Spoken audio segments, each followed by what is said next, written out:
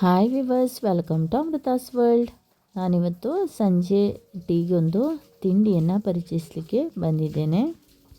ತುಂಬ ಸುಲಭವಾಗಿ ಮನೆಯ ಪರಿಸರದಲ್ಲಿರುವ ಮತ್ತು ಮನೆಯೊಳಗಿರುವಂತಹ ವಸ್ತುಗಳನ್ನೇ ಹಿಡ್ಕೊಂಡು ಈ ಗರಿ ತಿಂಡಿಯನ್ನು ಮಾಡ್ತಾ ಇದ್ದೇನೆ. ಇದನ್ನು ಪತ್ರೊಡೆ ಪೋಡಿ ಅಂತೇಳಿ ಹೇಳಬಹುದು. ಪತ್ರೊಡೆ ಮಾಡೋದು ಹೆಚ್ಚಿನವರಿಗೂ ತಿಳಿದೇ ಇದೆ. ತಿಳಿದಿಲ್ಲ ಅಂದರೆ ನನ್ನ ಚಾನಲಲ್ಲಿ ಅದರ ವಿಡಿಯೋ ಇದೆ, ಡಿಸ್ಕ್ರಿಪ್ಷನ್ ಬಾಕ್ಸಲ್ಲಿ ಲಿಂಕ್ ಕೊಡ್ತೇನೆ. ಇಲ್ಲಿ ನಾನೊಂದು ಗ್ಲಾಸು ಅಕ್ಕಿ ತಗೊಂಡಿದ್ದೇನೆ. ಇದು 3 ಗಂಟೆ ನೆನೆಸಿಟ್ಟಿರೋದು. ಇದು ರೇಷನ್ ಅಕ್ಕಿಯನ್ನು ನಾನು ತಗೊಂಡಿದ್ದು. ಬಾಕಿ ಬೆಳ್ಳುಳ್ಳಿ, ಜೀರಿಗೆ, ಸ್ವಲ್ಪ ಹುಳಿ, ನಂತರ ಸ್ವಲ್ಪ ಕೊತ್ತಂಬರಿ, 1 ಸ್ಪೂನ್ನಷ್ಟು ಕೊತ್ತಂಬರಿ, ನಂತರ ಒಣಮೆಣಸು ಒಂದು 4-5 ತಗೊಂಡಿದ್ದೇನೆ. ಅದು ಕೂಡ ನಿಮ್ಮ ಟೇಸ್ಟಿಗೆ ಅನುಸರಿಸಿ, ಎಷ್ಟು ಖಾರ ಬೇಕು ಅನಿಸುತ್ತೆ ಅದಕ್ಕನುಸರಿಸಿ ನಿಮಗೆ ಮೆಣಸನ್ನು ಬದಲಾಯಿಸ್ಕೊಳ್ಬಹುದು. ಇದನ್ನೆಲ್ಲ ಒಂದು ಮಿಕ್ಸಿ ಜಾರಿಗೆ ಹಾಕಿ ಅಕ್ಕಿಯನ್ನು ಹಾಕಿ ಚೆನ್ನಾಗಿ ರುಬ್ಬಿ ಇಟ್ಟುಕೊಳ್ತಾ ಇದ್ದೇನೆ. ನಂತರ ನಾನು ತಗೊಂಡಿದ್ದು ಕೆಸುವಿನ ಎಲೆ. ಇದು ಒಂದಿನ ಮೊದಲು ನಾನು ಕೊಯ್ದಿಟ್ಟಿರೋದು. ಹಾಗೆ ಸ್ವಲ್ಪ ಬಾಡಿದೆ ಕೆಸುವಿನ ಎಲೆ ತುಂಬ ಒಳ್ಳೆಯದಾಗತ್ತೆ. ಸಡನ್ನಾಗಿ ನಾವು ಕೊಯ್ದು ತಂದು 1 ಗಂಟೆ ಇಟ್ಟು ಬೇಕಿದ್ದರೂ ಮಾಡ್ಬೋದು. ನಂತರ ಈಗ ಅರ್ದಿಟ್ಟಿರುವಂತಹ ಆ ಮಿಶ್ರಣವನ್ನು ಈ ರೀತಿ ಎಲೆಗೆ ಮೆತ್ತಿ ಕೊಡ್ತಾ ಇದ್ದೇನೆ. ಎಲ್ಲ ಭಾಗಕ್ಕೆ ಆಗುವ ರೀತಿಯಲ್ಲಿ ಅದನ್ನು ಮೆತ್ತಿ ಕೊಡಬೇಕು. ನಂತರ ಅದರ ಸೈಡ್ರಲ್ಲಿ ಬಾಕಿ ಬರುವ ಎಲೆಯ ಭಾಗಗಳನ್ನು ಒಳಗೆ ಮಡಚಿಕೊಂಡು ಮೆತ್ತಿ ಕೊಡಬೇಕು. ಅದರ ಮೇಲೆ ಇನ್ನೊಂದು ಎಲೆ, ಹಾಗೆ ಒಂದರ ಮೇಲೆ ಒಂದು ಎಲೆ ಇಟ್ಟುಕೊಂಡು ಈ ರೀತಿ ಮೆತ್ತಿ ಇಡಬೇಕು. ನೀವು ಮೊದಲ ಬಾರಿಗೆ ನನ್ನ ಚಾನೆಲ್ ನೋಡೋರಾದರೆ ಖಂಡಿತವಾಗಿಯೂ ಸಬ್ಸ್ಕ್ರೈಬ್ ಮಾಡಿ, ನನಗೆ ಸಹಾಯ ಆಗುತ್ತೆ. ಅದೇ ರೀತಿ ಈ ವಿಡಿಯೋ ಇಷ್ಟ ಆದರೆ ಲೈಕ್ ಮಾಡೋದನ್ನು ಮರಿಬೇಡಿ. ಅದೇ ರೀತಿ ನಿಮ್ಮವರಿಗೆಲ್ಲ ಈ ತಿಂಡಿ ಮಾಡಲಿಕ್ಕೆ ಬೇಕಾಗಿ ಈ ವಿಡಿಯೋವನ್ನು ಶೇರ್ ಕೂಡ ಮಾಡಿಕೊಡಿ. ನೋಡಿ, ನಾನು ಇನ್ನೂ ಒಂದು ಎಲೆ, ನಮಗೆ ಎಷ್ಟು ದಪ್ಪ ಬೇಕು ಅಷ್ಟು ಎಲೆಗಳನ್ನು ಇದರ ಮೇಲೆ ಈ ರೀತಿ ಇಟ್ಕೊಂಡು ನಮಗೆ ಮೆತ್ತಿ ಕೊಡ್ಬೋದು. ಇಲ್ಲಿ ನಾನು ಮಾಡಿರೋ ಬ್ಯಾಟ್ರ್ ಮುಗಿಯೋವರೆಗೆ ನಾನು ಒಂದರ ಮೇಲೆ ಒಂದು ಎಲೆಯನ್ನು ಇಟ್ಟುಕೊಂಡು ಈ ರೀತಿ ಮಿಶ್ರಣವನ್ನು ಮೆತ್ತಿ ಕೊಡ್ತಾ ಇದ್ದೇನೆ.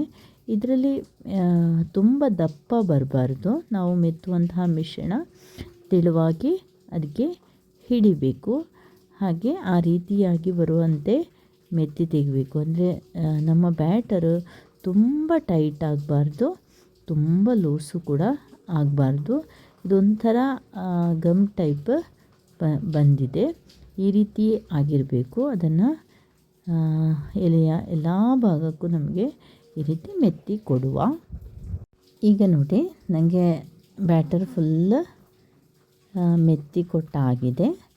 ಇನ್ನು ಇದನ್ನು ಯಾವ ರೀತಿ ಮಡಿಚೋದು ಅಂತೇಳಿ ತೋರಿಸಿಕೊಡ್ತೇನೆ. ಇದರ ಸೈಡ್ ಭಾಗವನ್ನು ಮೊದಲು ಸ್ವಲ್ಪ ಫೋಲ್ಡ್ ಮಾಡಿಕೊಳ್ಬೇಕು. ಅದರ ನಂತರ ಈ ರೀತಿಯಾಗಿ ಸೈಡಿಂದ ಫೋಲ್ಡ್ ಮಾಡಿಕೊಳ್ಬೇಕು. ಎರಡೂ ಬದಿಯನ್ನು ಕೂಡ ಈ ರೀತಿ ಫೋಲ್ಡ್ ಮಾಡುವ. ನಂತರ ಒಂದು ಸೈಡಿಂದ ಹಿಡ್ಕೊಂಡು ಹೀಗೆ ಮಡಚುತ್ತಾ ಬರುವ. ಈ ರೀತಿಯಾಗಿ ಸುರುಳಿ ಸುತ್ತಾ ಬರಬೇಕು. ಅದು ಚೆನ್ನಾಗಿ ನಿಲ್ತದೆ. ಈಗಾಗಲೇ ನಾವು ಬ್ಯಾಟ್ರ್ ಅದಕ್ಕೆ ಹಚ್ಚಿರುವ ಕಾರಣ ಅದು ಗಟ್ಟಿಯಾಗಿ ನಿಲ್ತದೆ. ಹೀಗೆ ಎಲ್ಲ ಆಗುವ ಒಂದು 2-3 ನಿಮಿಷ ಬೇಕಿದ್ದರೆ ಹೀಗೆ ಇಟ್ಟುಕೊಳ್ಬೋದು. ಇನ್ನು ಇದನ್ನು ನಮಗೆ ಕಟ್ ಮಾಡಬೇಕು. ಒಳ್ಳೆ ಚೂರಿ ತಗೊಂಡು ಒಂದೇ ರೀತಿಯಾಗಿ ಕಟ್ ಮಾಡಿ ಇಡಬೇಕು. ನೋಡಿ, ಈ ರೀತಿಯಾಗಿ ನಮಗೆ ಕಟ್ ಮಾಡಿ ತೆಗೆಯುವ. ಅದೇ ಪೊಸಿಷನಲ್ಲಿ ಇಟ್ಕೊಂಡೇ ನಮಗೆ ಕಟ್ ಮಾಡಿ ತೆಗಿಬೇಕು. ತುಂಬ ಜಾಗ್ರತೆಯಿಂದ ಕಟ್ ಮಾಡಿ. ನೋಡಿ, ಇಲ್ಲಿ ನಾನೆಲ್ಲ ಕಟ್ ಮಾಡಿ ಇಟ್ಟಿದ್ದೇನೆ. ಇನ್ನೂ ಒಂದು ಬಾಣಲೆಯನ್ನು ಸ್ಟವಲ್ಲಿ ಇಟ್ಕೊಂಡು ಎಣ್ಣೆ ಹಾಕಿ ಅದು ಚೆನ್ನಾಗಿ ಕುದಿಲಿಕ್ಕೆ ಬಿಡಬೇಕು. ನಂತರ ಈ ರೀತಿಯಾಗಿ ಒಂದೊಂದು ದುಂಡುಗಳನ್ನು ಹಾಕಿ ಚೆನ್ನಾಗಿ ಫ್ರೈ ಮಾಡಿ ತೆಗಿಬೇಕು. ಒಳ್ಳೆ ಕರುಮುರ ಅಂತೇಳಿ ಹೇಳಬೇಕು, ಅಲ್ಲಿಯವರೆಗೂ ಇದನ್ನು ಫ್ರೈ ಮಾಡಬೇಕು. ಈ ರೀತಿ ಒಂದೊಂದನ್ನೇ ತೆಗೆದು ನಾನು ಫ್ರೈ ಮಾಡಿ ಇಡ್ತಾ ಇದ್ದೇನೆ. ಇಲ್ಲಿ ನೋಡಿ, ಈಗ ಸ್ವಲ್ಪ ಕಾದಿದೆ, ಆದರೆ ಇಷ್ಟಾದರೆ ಸಾಕಾಗೋದಿಲ್ಲ. ಇದನ್ನು ಎರಡೂ ಬದಿ ಕೂಡ ತಿರುಗಿಸಿ ಹಾಕಿ ಚೆನ್ನಾಗಿ ಫ್ರೈ ಮಾಡ್ಕೋಬೇಕು. ಟೀ ಜೊತೆ ಕರುಮುರ ಅಂತೇಳಿ ತಿನ್ನಲಿಕ್ಕೆ ತುಂಬ ಟೇಸ್ಟಿಯಾಗಿರುತ್ತೆ. ಯಾರು ತಿಂದರೂ ಇದು ಬಿಡಲ್ಲ, ಎಷ್ಟು ಟೇಸ್ಟಿಯಾಗಿದೆ. ಎಲ್ಲರೂ ಇದನ್ನು ಟ್ರೈ ಮಾಡಿ ನೋಡಿ. ಕಮೆಂಟ್ ಬಾಕ್ಸಲ್ಲಿ ನಿಮ್ಮ